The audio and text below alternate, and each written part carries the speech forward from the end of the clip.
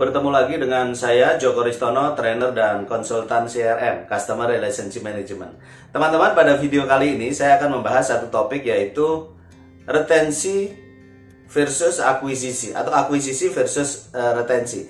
Akuisisi adalah bagaimana kita berbisnis dengan cara mendapatkan pelanggan baru. Nah, sementara retensi adalah bagaimana kita mempertahankan pelanggan yang ada sehingga mereka tetap beli lagi, jadi repeater begitu. Nah, kita akan bahas apa kelebihan dari akuisisi, keuntungan dari akuisisi, kekurangannya, dan apa kelebihan dari retensi, dan mari kita bahas pada video kali ini. Nah, teman-teman, seperti kita ketahui pada faktanya bahwa mendapatkan pelanggan baru itu jauh lebih mahal secara biaya, effort dibandingkan dengan kita mempertahankan pelanggan yang ada. Nah, mengapa bisa demikian? Nanti akan kita bahas pada video kali ini. Nah, mari kita lihat grafik ini. Nah, ini grafik ini menunjukkan bahwa biaya untuk mendapatkan pelanggan baru itu 5-10 kali lebih mahal dibandingkan biaya untuk mempertahankan pelanggan yang ada. Artinya apa? Artinya dengan penjualan omset yang sama, kalau misalnya didapatkan dari pelanggan baru dibandingkan didapatkan dari pelanggan existing, maka untuk omset yang sama secara profit tentu akan lebih besar bila omset itu didapat dari pelanggan existing. Mengapa? Biaya akuisisi lebih mahal. Biaya akuisisi lebih mahal, ya kita harus promo, kita kadang harus pameran, kadang kita harus memberikan hadiah dulu, kemudian prosesnya panjang. Proses panjang itu artinya biaya. Sementara untuk meretain pelanggan, retensi pelanggan, kadang-kadang kita cukup hanya reminder dengan WA, membangun hubungan, dan seterusnya. Itulah mengapa biaya akuisisi lebih mahal dibandingkan dengan biaya retensi. Nah, itu. Kemudian teman-teman, apabila customer itu sudah pindah kepada kompetitor, sudah menggunakan produk yang lain, sudah nggak menggunakan produk kita lagi, maka biaya yang kita keluarkan jauh lebih mahal lagi. Ya, kalau di sini ditunjukkan 50-100 kali lebih mahal. Mengapa? Kita harus survei dulu mengapa dia tidak menggunakan produk kita lagi, mengapa dia pindah ke kompetitor, kemudian merayu ulang, dan akhirnya baru balik lagi menggunakan produk kita. Prosesnya lebih panjang dan lebih lama, sehingga jauh lebih mahal.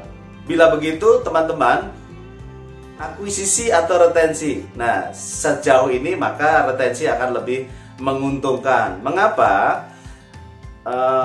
Kalau misalnya customer yang sudah membeli produk kita, kemudian kita tidak retensi, kita tidak pertahankan, kita tidak jaga hubungan, bisa jadi mereka akan cerita kepada banyak orang. "Olah, jangan beli pada produknya Joko, dicuekin saya.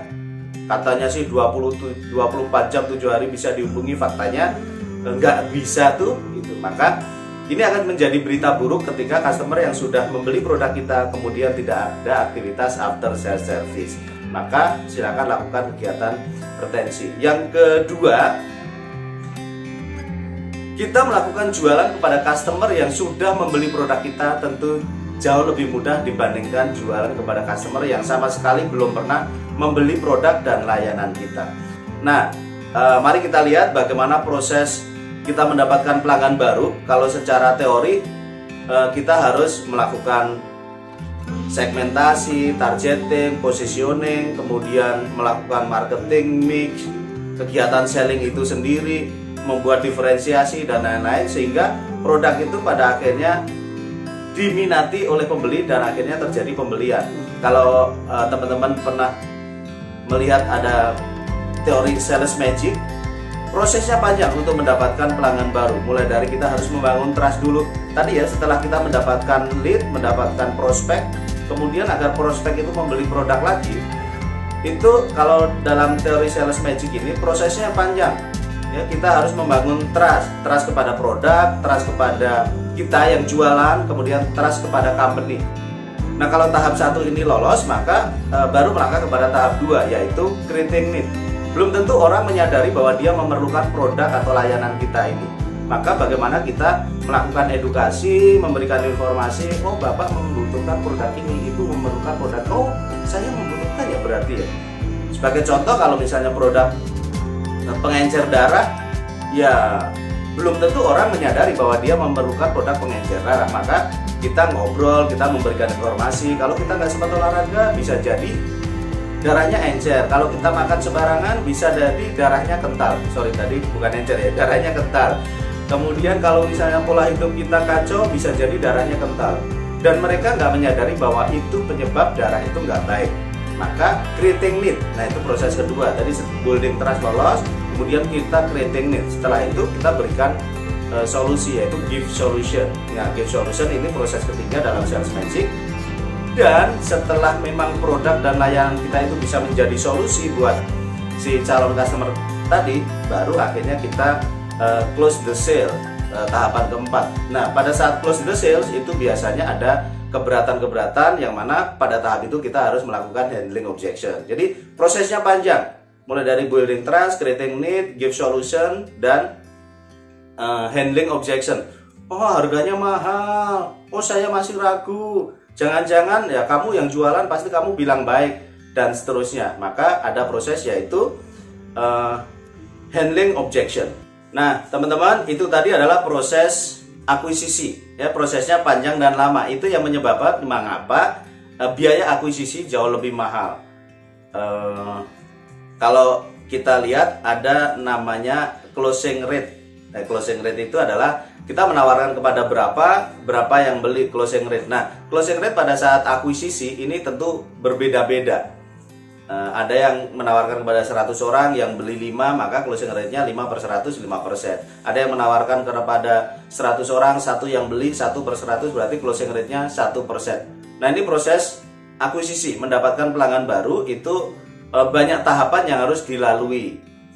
Nah, bagaimana kalau misalnya proses retensi? Nah, sebelum kita bicara proses retensi, kita lihat sekali lagi bahwa siklus pelanggan itu mulai dari suspek, prospek, kemudian beli pertama kali. Akuisisi tadi berarti beli pertama kali, kemudian mereka kita rubah jadi repeater. Setelah jadi repeater, kemudian menjadi loyal customer. Setelah menjadi loyal customer, menjadi advokat, bela-belain merek kita, kemudian bisa naik ke level berikutnya menjadi mitra. Nah, itu siklus. Nah, kalau retensi berarti urutannya mulai dari repeater, loyal, advokat, sampai menjadi mitra. Nah, ini antara suspek, prospek sampai akuisisi, beli pertama kali, versus repeater, loyal, advokat, dan kemudian menjadi mitra. Nah, mari kita lihat bahwa kalau misalnya membuat pelanggan itu yang tadi beli pertama kali kemudian menjadi repeater, teman-teman bisa melakukan kegiatan-kegiatan after sales service. Misalnya kegiatan branding yang tujuannya adalah supaya ikatan emosional antara orang yang sudah pernah beli itu menjadi lebih baik. Nah, dengan ikatan emosional yang baik, maka oh berarti produk yang dulu saya beli ini bener ya. Nah, itu menambah emosional dari pelanggan yang sudah pernah membeli produk kita lagi. Kemudian bisa juga melakukan kegiatan service after sales service, artinya ucapan terima kasih, ucapan ulang tahun, artinya layanan-layanan setelah mereka membeli produk itu kita lakukan. Tujuannya apa? Tujuannya yang tadi beli pertama kali menjadi repeater. Tentu kegiatan-kegiatan after sales service ini tidak lebih mahal dibandingkan dengan kegiatan akuisisi tadi. Nah, itu kalau misalnya kita membuat pelanggan yang pertama kali beli kemudian supaya jadi repeater. Nah, bagaimana customer repeater kemudian menjadi pelanggan loyal? Kita tambahkan satu aspek lagi, yaitu kita melakukan kegiatan-kegiatan yang sifatnya relationship agar customer itu yang repeater tadi akhirnya menjadi loyal. Nah, setelah itu kita bisa tingkatkan lagi. Kalau misalnya hubungannya sudah baik, kemudian komunikasinya baik, kemudian apa yang mereka inginkan, apa yang mereka butuhkan bisa kita penuhi, harapannya kita penuhi, maka harapannya nanti setelah jadi loyal kemudian bisa menjadi advokat, mau merekomendasikan produk kita kepada orang lain, dan itu adalah tujuan dari bisnis kita. Akhirnya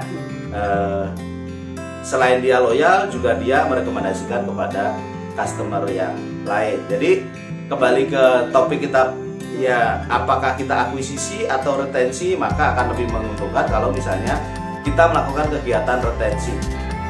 Meretensi pelanggan selain lebih efektif, lebih murah, tentu juga ini akan menjadi berita baik bahwa customer yang kita retain, customer yang kita maintain, dia akan bercerita kepada orang lain. Sebaliknya, customer yang kita cuekin juga akan bercerita kepada orang lain, sehingga yang satu menjadi berita baik, yang satu menjadi berita buruk. Oke, itu video saya kali ini. Semoga teman-teman terinspirasi. Jadi akuisisi tetap dilakukan, tapi retensi juga harus dilakukan dengan baik, karena jauh lebih menguntungkan bisnis dengan customer existing, karena untuk omset yang sama, profitnya tentu lebih besar untuk pelanggan-pelanggan yang kita retensi. Terima kasih, sampai bertemu di video saya selanjutnya.